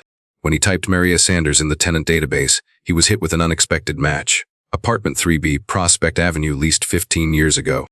But the record had a note in the margin, tenant removed, court order. It didn't say why, it didn't say who requested it. The trail ended abruptly after that, as though someone had intentionally cut off access. That someone, he knew, was the same person who controlled every inch of his life, Evelyn Harrington. Lucas felt something coil in his stomach, an emotion he'd rarely felt toward his grandmother, distrust. He waited until Sunday morning to ask her directly, choosing the one time she was usually calm, sipping tea in the sunroom of their mansion. Evelyn looked up the moment he entered, her eyes scanning him with practiced precision. "You troubled," she said. "You've been distracted all week." Lucas sat across from her, unsure how to begin. "Do you remember a woman named Maria Sanders?" Evelyn didn't blink, but something behind her eyes tightened. "Why?" she asked casually, but her voice dipped. "I met her," Lucas said, watching her reaction carefully. "She works in one of our buildings." Evelyn's hand trembled just slightly over her teacup before she masked it with a dismissive gesture. "We have thousands of employees. I can't keep track of all the names." "She knew me," Lucas countered. "Or she reacted like she did." Evelyn stiffened, but she forced a composed smile. "Plenty of people recognize you, Rhea Harrington." Lucas leaned forward. "She asked if I was happy." Evelyn froze just for an instant, but it was enough. Lucas saw walls go up in her expression, thick, fortified ones. "You need to stay away from people like that," she said sharply. "Fringe individuals who cling to this family hoping for money or attention. Don't encourage them." Her reaction was too quick, too pointed, too practiced, and Lucas felt a shift inside him, like a puzzle piece finally snapping into place. "She wasn't asking for anything," he said. "She just looked at me like she cared." Evelyn's jaw tightened. "Watch yourself, Lucas. People like her, what people like her?" he demanded, catching the venom in her tone. Evelyn drew in a breath, calming her voice. "People who have a history with this family, a history better left buried." That did it. That single phrase. Lucas felt the last piece of doubt crumble. "What history?" he pressed. "What aren't you telling me?" Evelyn rose from her chair abruptly, walking toward the window as though distance could protect her. "I don't owe you every detail of your father's past," she said, her voice brittle around the edges. "Michael was easily manipulated. I protected him from certain individuals who tried to tear down everything he was meant to be." "You mean Maria?" Lucas said quietly. Evelyn turned sharply, eyes flashing. "If that woman is resurfacing, it's because she wants something. She always wanted something." Lucas stared at her, his chest tightening in a way that felt too much like betrayal. "How would you know what she wanted? Did you ever even speak to her?" Evelyn didn't answer fast enough. It was the split second of hesitation that gave her away. Something inside Lucas snapped. "I looked up our tenant records," he said. "I know she lived in one of our buildings. I know someone forced her out. And I know you monitored Dad's mail for years." Evelyn's composure cracked. "Lucas, did you know her?" he demanded. "Did my father?" Evelyn closed her eyes, a flicker of anguish crossing her face. "He thought he loved her." Lucas's breath caught, thought. Evelyn swallowed hard. He made mistakes. He fell for a woman who wasn't right for him, who wasn't right for this family. He was emotional, confused. "I did what I had to do to protect him." Lucas felt the room tilt. He spoke slowly, carefully. "What did you do?" Evelyn didn't answer. She didn't need to. Lucas saw it all in her expression, the guilt, the fear, the years of justification. In that moment he knew she had done something irreversible, something huge. And something that explained why the woman he met in a janitor's uniform looked at him like she had lost everything. The truth was right in front of him. "Tell me what you did to her," Lucas said, voice shaking. Evelyn finally met his eyes, and what he saw there wasn't regret. It was conviction. "I protected this family," she whispered, "from her. From people like her." And I would do it again. That was the moment something inside Lucas broke. Not loudly, not dramatically, but with a deep internal shift he couldn't undo. In a single breath, he saw his grandmother not as a protector, not as the powerful matriarch he admired, but as the architect of a past he had never been allowed to know. He stood slowly, his voice cold. "Then I'll find out the truth myself." Evelyn's face paled. "Lucas, don't you dare." But it was too late. He was already walking away, pulse pounding, heart racing, mind spinning with the pieces of a story that no longer made sense. He didn't know where the truth would lead him. He only knew one thing with absolute certainty. The woman he met that night, Maria Sanders, was connected to him, to his father, to everything he had been denied. And he would uncover the truth, even if it destroyed the Harrington empire to do it. Lucas didn't sleep the night after confronting Evelyn. His mind churned with pieces of a story that had never made sense until now. The more he tried to assemble them, the clearer the picture became and the more furious he felt.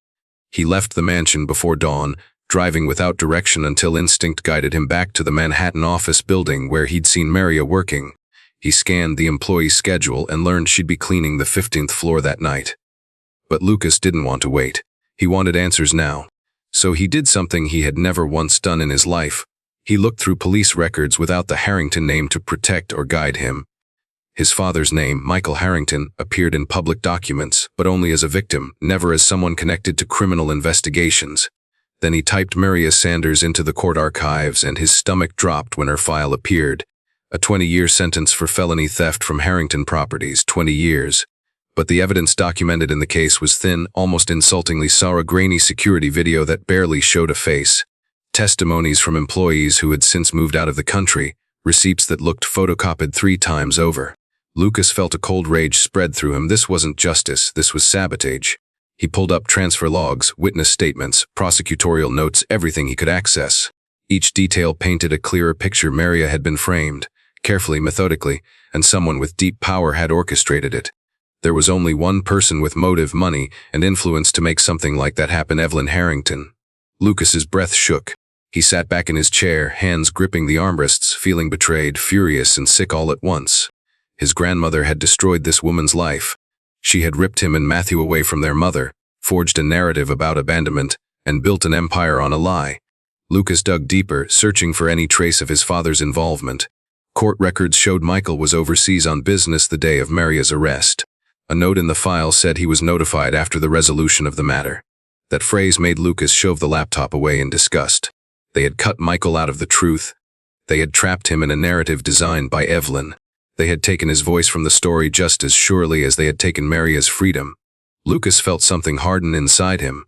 The only thing he could do now was find every missing piece of the story and confront the woman who deserved answers more than anyone in Maria. When the evening shift began, he waited near the freight elevator until Maria appeared with her cleaning cart, looking exhausted from the day's emotional fallout and the weight of 2 decades packed into the previous few hours. When she noticed him standing there, her breath caught. "Lucas," she whispered. He didn't know what to say at first. His throat tightened, his chest ached. And for a moment he looked like a child who had just discovered the world wasn't what he'd been told. "I looked you up," he said, his voice rough. Maria paled, her fingers tightening around the handle of the cart. "Lucas, you shouldn't. I needed to," he cut in. "I had to know why my grandmother reacted the way she did. And now I do." Maria's eyes flickered with fear. "Lucas, please." "She did it," he said, the words heavy with disbelief and anger. "She framed you." Maria inhaled sharply and looked away, a shudder moving through her body as if hearing it from him made the trauma heavier, sharper. "I didn't want you to find out this way." Lucas stepped closer, not aggressively, but the desperation that made his voice crack. "She stole you from us. She stole our father from you. She took everything because she decided you weren't good enough for her version of him." He raked a hand through his hair. "And I believed her lies my entire life without even knowing they were lies." Maria finally met his eyes, her expression soft with pity she never intended to offer him. "You were just a baby. You didn't know." "I should have asked," he said, voice thick. "I should have questioned things. You couldn't," Maria whispered. "You were raised in her world. Every truth you heard came from her." Lucas swallowed hard, the truth clawing painfully at him. "I found your letters." Maria closed her eyes as if the mention alone reopened wounds. "I never stopped writing." "I know," he said gently. "I read them." Her eyes flew open, full of heartbreak and hope woven together. "You did." Lucas nodded slowly, every word. He took a breath. "And now I need to know everything, not filtered by Evelyn, not twisted by court records. I want your truth. All of it. Maria stared at him, torn between relief and fear. Lucas, if I tell you everything, it will change the way you see your grandmother. It may even change how you see your father. He exhaled, I want the truth, even if it breaks me. She hesitated only a moment before guiding him toward the break room where the building was quiet for the night. They sat across from each other at a metal table under fluorescent lights that hummed faintly overhead. Maria took a long breath, then began to talk. She spoke of Michael, their love, their home in Brooklyn, the twins' birth, his joy, his fears, his attempts to tell Evelyn. She described the day she was arrested, the disbelief, the brutality of losing her newborns, the humiliation of being treated like a criminal. Lucas clenched his fists with every detail, his jaw tightening until it throbbed. Maria told him about prison, about writing letters she hoped her sons would feel even if they never held them. And Lucas, for the first time in his life, learned what real love sounded like. When she finished, tears slipped down her cheek. Lucas reached into his jacket and pulled out the original police report. This is all lies, he said. And I'm going to fix it. Lucas, you can't undo 20 years, she whispered. No, he agreed, voice trembling. But I can stop my grandmother from destroying anything else. And I can start by giving you the truth you were denied. He looked at her, his eyes full of something fragile and fierce. I'm going to find every record, every witness, every piece of evidence that puts the story back together. And when I do, I'll stand beside you through all of it. Tears filled Maria's eyes again, this time not from grief but from something she hadn't felt in decades, hope. Lucas didn't know yet that she was his mother. He didn't know he was sitting across from the woman who had carried him, loved him, and suffered for him. But he felt the truth growing inside him like a seed cracking open. And for the first time in 20 years, Maria felt something shift, the universe inching closer toward justice. The truth was coming. And Lucas Harrington was going to bring it into the light. Lucas left the break room that night with the weight of a lifetime pressing on his shoulders, heavier than any corporate responsibility Evelyn had ever placed on him. For the first time, he wasn't just questioning her judgment, he was questioning her morality. Everything she had ever told him, everything she had ever shaped for him, felt poisoned now by the knowledge of what she had done to Maria and by extension to him and Matthew. As he walked toward the parking garage, his jaw tight and eyes burning with fury, he could feel the truth unraveling inside him like a thread pulled from the hem of a suit. By the time he reached his car, the brakes had come off entirely. He drove straight to the Harrington estate, his foot pressing harder on the gas pedal with every mile, each streetlight flickering across the windshield like a warning he had no intention of obeying. The mansion loomed ahead, its windows glowing with warm light, its structure pristine and elegant, an empire built on money, power, and now, he realized, lies. Lucas didn't bother knocking. He stormed inside, startling the housekeeper and marching through the marble foyer until he found Evelyn in her study, reviewing quarterly reports with the measured calm of someone who believed she controlled the world. She looked up with mild irritation at first, but the moment she saw his expression sharp, storming, deeply wounded, her posture stiffened, and her jaw gave a subtle trembling twitch. Lucas, she began carefully, you look upset. Let's talk rationally. Rationally, he repeated, his voice trembling with rage. You want rational. He slammed a folder full of court documents onto her mahogany desk, the pages splaying open between them. Evelyn flinched. What is this? Lucas leaned forward. Everything you never told me, everything you hid, everything you destroyed. Evelyn's eyes flicked downward at the reports, Maria's sentencing documents, testimonies, appeal denials, and her face paled. Lucas didn't give her time to compose herself. You framed her, he said, his voice low and shaking. You took her from us. You tore my father's life apart. You tore my life apart. And you made me believe she was nothing. Evelyn lifted her chin, but her voice cracked slightly. Lucas, she was dangerous, no. She was in your way, he snapped. That's all she ever was to you. Evelyn took in a sharp breath, as though the accusation cut deeper than she expected. I did what I had to do to protect this family's future, she argued. Your father was too emotional, too easily swayed. Lucas shook his head slowly, disbelieving. You didn't protect him. You destroyed everything he loved. He stepped closer, eyes locked on hers. Did you know about the letters? Evelyn froze. What letters? The ones she wrote to me and Matthew, Lucas said, hundreds of them. You intercepted every single one. Evelyn exhaled sharply through her nose. Those letters would have confused you. You were children. You needed stability. No, Lucas said coldly, what we needed was the truth. Instead, you fed us lies. Evelyn's expression tightened with something like desperation. I raised you, she said. I gave you everything. Except my mother, he shot back. Except the life my father wanted. Except the truth about who I really am. Evelyn's composure finally cracked. Her voice rose, shaking with a mixture of frustration and fear. You think I enjoyed this? You think I wanted to hurt him? I was trying to save him from ruining himself. Lucas stared at her in disbelief. He wasn't ruining himself. He was falling in love. He was starting a family. He was building a life that made him happy. His voice broke at the next words. And you took it from him, from us. Evelyn's eyes flickered with regret, but it was too late. Lucas could no longer see the strong, unbreakable matriarch. He saw the architect of his trauma.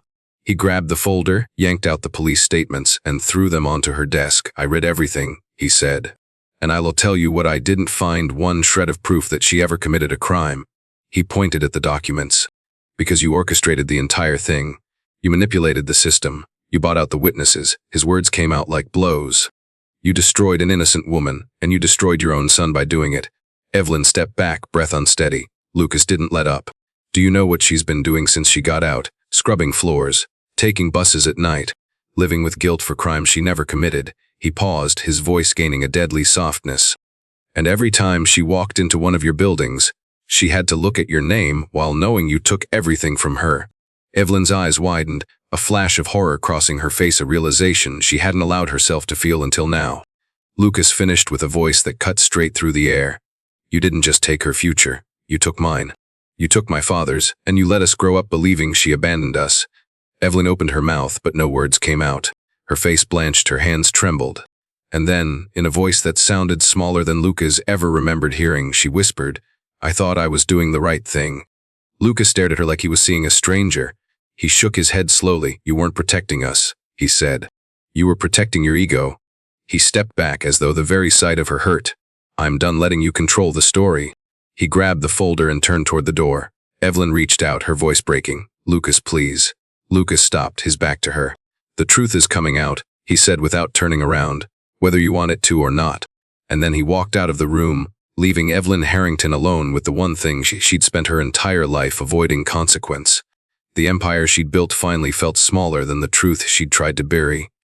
Lucas left the Harrington mansion that night feeling as if the ground beneath him had shifted into something unrecognizable. A terrain built from truths he wished he had never discovered and lies he couldn't outrun. He drove aimlessly through the city, past the glittering skyline that had once made him proud of the empire his family built, and now it only reminded him of how many lives had been crushed beneath it. By the time he reached Brooklyn, the weight of what he had learned pressed so heavily on his chest that he could barely breathe. He didn't text Maria beforehand, didn't call, didn't even think his car, simply turned toward her street as though guided by instinct rather than direction. When he climbed the narrow staircase to her apartment and knocked on her door, his hands were trembling. Maria opened it cautiously, expecting perhaps a neighbor or maybe the landlord, but her expression softened into concern the moment she saw his face. Lucas didn't speak at first. He stepped inside and closed the door behind him, leaning against it like he needed it to hold him upright. The twins, who had been drawing on the floor, looked up with wide eyes, confused but curious. Maria gave them a gentle nod before approaching Lucas. What happened? She asked, the question filled with warmth, not fear. For a long moment, Lucas couldn't answer. He felt like a boy again, standing in the ruins of something he never understood, trying to piece together emotions he had never been allowed to fully feel. Eventually, he sank onto the couch, Michael's old couch, and pressed his hands to his face. I confronted her, he said quietly, voice hoarse. Maria sat across from him, waiting, giving him space to find the words. She admitted it, he continued, all of it. She framed you. She tore you from my father. She took you from us. He looked up at her with eyes full of devastation. I grew up believing he was alone, that he never had a real love, that he never had a family, but he did. He had everything he wanted right here, and she destroyed it. Lucas's voice cracked at the next words. My father never abandoned us. He never abandoned you. Maria felt tears prick her eyes, but she held them back, not wanting to collapse into emotion when Lucas was barely holding himself together. Instead, she reached out and placed a hand gently on his shoulder. You found the truth, she said softly. That's what matters. Lucas shook his head. It's not enough. It will never be enough. She stole decades from you. He swallowed hard, fighting the ache in his chest. She stole decades from me too. She stole memories I should have had with you. She stole the chance for me to know him the way you knew him. The boys crept closer, sensing tension and sadness, climbing onto the couch cautiously until they were pressed against Maria's side. They stared at Lucas with the unfiltered empathy only children possessed. Lucas looked at them, really looked at them, and something inside him cracked in a way he wasn't prepared for. I should have grown up with you, he whispered, voice breaking. I should have known you. I should have had a mother who loved me. The room went still. Maria's breath caught not from surprise, but from the pain of hearing her son long for something she had desperately tried to give him every day of his life despite the distance forced between them. She didn't reveal the truth, not yet. She knew he had to reach it on his own. Instead, she said, "You have her now, Lucas. You have the truth now." He leaned forward, elbows on his knees, hands curled together as though holding on to something invisible. "I don't know how to look at her anymore," he whispered. "Every time she speaks, I hear the lies she fed me. Every time she touches me, all I feel is the weight of what she did to you. I don't know how to let go of this anger." Maria nodded, understanding more deeply than he could ever know. Anger is natural. So is grief. You didn't just lose your father, you lost the truth of him. Lucas let out a shaky breath. "I feel like I've been living someone else's life. Like every memory I have is built on the wrong foundation." Maria hesitated before asking, "Do you hate her?" Lucas looked toward the window, unable to answer for a long time. "I don't know," he finally said. "I think that scares me more than anything. She raised me. She protected me. But now I don't know if she did it out of love or control." Maria had no easy answer. She simply placed her hand over his. "You're allowed to feel all of it. You don't have to choose right now." Lucas closed his eyes, letting her words settle. When he opened them again, his voice was softer. "I need to ask you something." Maria's breath caught. "What is it?" He stared at her with an expression full of vulnerability. "Did my father talk about me, about Matthew?" She nodded, finally letting a tear slip down her cheek. "Every day you were his greatest joy. He held you both and cried because he didn't know how to be a good father under the weight of his family. But he promised he would find a way." Lucas inhaled sharply, pain hitting him like a punch to the chest. "I never heard that. She never told me he loved us." Maria's voice softened. "He loved you more than his own life." Lucas felt something break open inside him, grief so heavy it left him breathless. He bowed his head as more tears slipped free, and Maria instinctively reached out, placing a hand on his back. For a moment, she held her grown son without him knowing she was his mother, comforting him the way she had dreamed of for 20 years. The twins, confused but empathetic, climbed into Lucas's lap and leaned into him, giving him the only comfort they knew how to give. Lucas wrapped his arms around them, his tears falling into their hair. "I should have known him," he whispered. "I should have known all of you." Maria brushed a hand through Matthew's curls and met Lucas's eyes with a mixture of heartbreak and hope. "You will," she said. "Starting now, you'll learn everything." Lucas nodded slowly, a new determination settling into him. "I'm going to make this right. For my father, for you, for all of us." He didn't know yet that he was speaking to his own mother, that the warmth he felt from her was the same warmth he had known for only the first months of his life. But destiny had already begun pulling truth into the open, and when it finally came to light, it would bind them together in a way no lie could ever destroy again. The morning they returned to Greenwood Cemetery was colder than expected. The kind of early chill that settled into the bones and carried the weight of memory through every breath. Lucas drove while Maria sat beside him, the twins in the back seat whispering to each other, unaware that this moment would mark the end of one chapter and the beginning of another. For the first time, Lucas didn't see the cemetery as a place of loss, but as a threshold, one that held answers he needed and wounds he was finally ready to acknowledge. The sky hung low with gray clouds, casting muted light across the rows of gravestones. The last time Maria stood here, she had been a stranger in the eyes of the world, a woman the Harringtons rejected, a mother robbed of her family. Now she walked among the graves with her sons beside her. And with Lucas, her son, she still couldn't claim out loud, leading the way. He moved with quiet determination, gripping the letters he had taken from her old box and the photograph of Michael holding the newborn twins. When they reached the headstone, Lucas paused, inhaling deeply before kneeling down, his hand brushing along the carved name as though touching it for the first time. "Dad," he whispered, voice rough with emotion, "I know the truth now." Maria's breath caught, watching the moment unfold with a heart so full it felt ready to break. Lucas set the photograph at the base of the stone, fingers lingering on it. "You loved us," he continued. "You weren't weak. You weren't irresponsible. You were fighting for a family." His voice strained, "And I didn't know. I grew up thinking you were distant, gone, just a name. But you were here, you were with us." Matthew knelt beside him, tracing the edge of the stone. "I'm sorry we didn't know you," he said softly. Lucas rested a hand on his brother's shoulder. Maria stayed a few steps behind, her knees trembling with memories of holding Michael's hand, whispering promises, believing in futures that never came. She finally stepped forward and knelt too, placing her palm gently on the cool stone. "You always said they would be just like you," she murmured. "You were right. They re-strong. They re-kind. They have your heart." She blinked hard, forcing back the tears. "I wish you could see them." The wind picked up, rustling leaves across the path like something unseen had brushed past them. Lucas looked at Maria, and his expression softened. "Tell him," he urged quietly. "Tell him everything you want him to hear." Maria exhaled shakily and nodded. "Michael," she said, her voice trembling but steady, "I kept going. Even when I didn't know if I'd ever see our boys again. Even when everything fell apart. I tried to survive the way you would-ve wanted me to." Her fingers brushed the curve of the stone as if tracing an old memory. "And the boys, they found me, they came back." Lucas felt something tug inside his chest as he listened to her words. It was the same gravitational pull he felt every time he was near Maria, a pull he didn't understand yet but knew was important. Monumental even. He reached into his jacket and placed the stack of letters beside the stone. "These are yours," he said to the grave. "All the letters she wrote.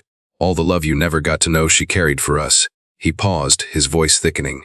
"We were giving them back to you." The twins shifted closer, leaning into each other for comfort.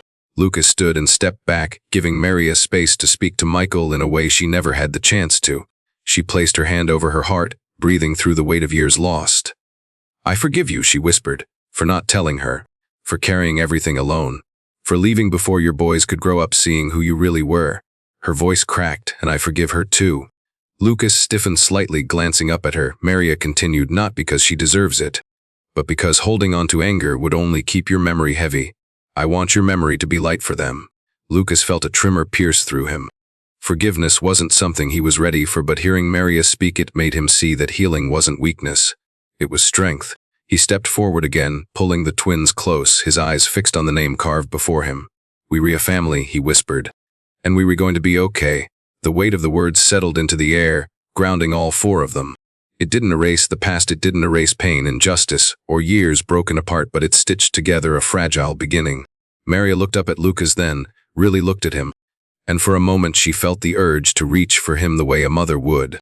His face, Michael's face, held so much longing, hurt, and hope that her chest tightened painfully. She wanted to tell him the truth. She wanted to whisper, "You re my son," but she didn't, not yet. It wasn't the right moment. Lucas took a long breath and finally turned away from the grave, the twins following. Maria rose slowly, letting her hand linger on Michael's name one last time before stepping back to join them. They walked through the cemetery together, the world around them quiet, the sky slowly brightening above the trees. As they reached the gates, Lucas glanced at Maria, a soft gratitude shining through his exhaustion. "Thank you," he said. She tilted her head. "For what?" "For letting me be part of this," he answered. "For letting me learn who he really was." Maria smiled gently. "You were always part of this, you just didn't know it." Lucas didn't understand the double meaning, not yet, but he would. Soon. Because this moment at the grave wasn't the end of the story. It was the beginning of the revelation that would bind them in truth. And when it came, when Lucas finally learned she was his mother, the weight, everything would shift again. Not breaking them, but rebuilding them the way fate had always intended. For now, though, they walked out together, four shadows blending into one, leaving the past behind and stepping toward a future finally grounded in truth. The story of Maria, Lucas, Matthew, Michael, and Evelyn holds a lesson that reaches far beyond a single family's tragedy. It is a sweeping reminder that control disguised as love can destroy more lives than any enemy ever could. Throughout the narrative, Evelyn believed she was protecting her son, guiding him, shaping him into a man worthy of the empire she built. But what she really did was take away his voice. She replaced his dreams with her expectations, his choices with her demands, his freedom with her fear of losing control. And in doing so, she severed the most essential parts of him, his humanity, his joy, and the family he chose for himself. The lesson here is painfully clear: love cannot thrive where autonomy is stolen. Love without freedom is not love, it is possession.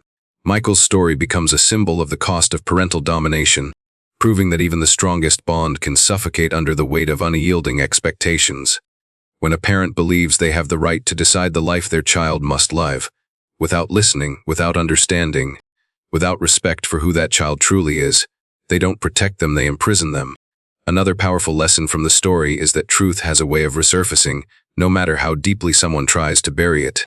Evelyn spent decades manipulating reality, crafting lies so carefully that even she started to believe them. She controlled information, altered narratives, and withheld love under the guise of duty. But truths buried under fear, greed, or pride always rise, sometimes slowly, sometimes violently. And when they finally emerge, they expose every fracture that deceit has left behind. The unraveling of Evelyn's empire teaches us that lies might win battles, but they always lose wars. The human heart is wired to seek what is real, even if it is painful. Lucas's discovery of the truth is not just an act of rebellion against Evelyn, it is an affirmation of the human spirit's instinct to reclaim what is authentic. His journey shows that uncovering truth may hurt, may shatter illusions, may destroy relationships as they once existed, but it also becomes the only path toward healing. The story reminds us that truth, however delayed, is the doorway to freedom. Maria's part of the story offers a different lesson, one rooted in resilience, love, and silent endurance. She survived the unthinkable wrongful imprisonment, stolen motherhood, years of isolation, betrayal by a system designed to protect the powerful, and the unbearable ache of knowing her children were growing up without her. Yet she never surrendered her identity. She never let bitterness consume her. Instead, she poured every piece of love she had into letters she wasn't sure would ever be read, into memories she carried alone, into hope she refused to extinguish. Maria teaches us that love is not measured by proximity but by sacrifice, by persistence, by remaining soft even when the world tries to harden you. She proves that a mother's heart is as close to indestructible as the human soul can ever get. Her strength shows that some people survive not because life is kind to them, but because they refuse to let life turn them cruel. Her resilience becomes a guiding light in a story full of darkness, proof that even in the deepest suffering, love can outlast everything meant to destroy it. Lucas's journey, on the other hand, reveals the importance of questioning the narratives we inherit. He grew up accepting the version of truth handed to him, and who could blame him? Children believe what they are told by the people raising them. But as an adult, when the pieces stopped fitting, when the emotional pull toward Maria felt too real to ignore, he allowed himself to question. He chose discomfort over blind loyalty. He chose truth over tradition. His courage to confront his own foundation teaches us that identity is not something we are given, it is something we choose to uncover. Lucas embodies the lesson that loyalty should never require the sacrifice of truth. And when he stepped away from the illusions Evelyn crafted, he took his first real step toward becoming the man his father hoped he would someday be: brave, compassionate, and guided by conviction instead of fear. Ultimately, the story's greatest lesson is that healing begins where truth and forgiveness meet. Not forgiveness in the sense of excusing wrongdoing or pretending harm didn't occur, but forgiveness as a means of reclaiming one's own peace. When Maria forgave Evelyn not for her sake, but for Michael's and the twins, she demonstrated the highest form of strength. Forgiveness in this story becomes a choice to stop letting the past dictate the future. It becomes a declaration that pain will not be handed down through generations. When Lucas, the twins, and Maria stood at Michael's grave, placing truth where lies once lived, they weren't erasing what happened, they were breaking the cycle. They were choosing to build a future defined not by Evelyn's fear but by their own courage. The story reminds us that family is not defined by blood alone, nor by control, nor by the illusions one generation forces onto another. Family is built through honesty, compassion, accountability, and the willingness to confront difficult truths. It is sustained through the kind of love that gives rather than takes, the kind that protects without imprisoning, the kind that heals rather than suffocates. And in the end, the story teaches that while damage may be irreversible, rebuilding is always possible if people are brave enough to face truth and open enough to let love grow again. This narrative, at its core, is a testament to the resilience of the human heart. It shows that even when life is shattered by cruelty, manipulation, and injustice, people can still rise. They can still reclaim what was stolen. They can still choose love. They can still choose truth. And most importantly, they can choose each other. If you found this content helpful, don't forget to like, subscribe, and turn on the notification bell so you won't miss any of my latest videos. If you have any ideas or topics you'd like me to cover, leave a comment below. I always read all your comments.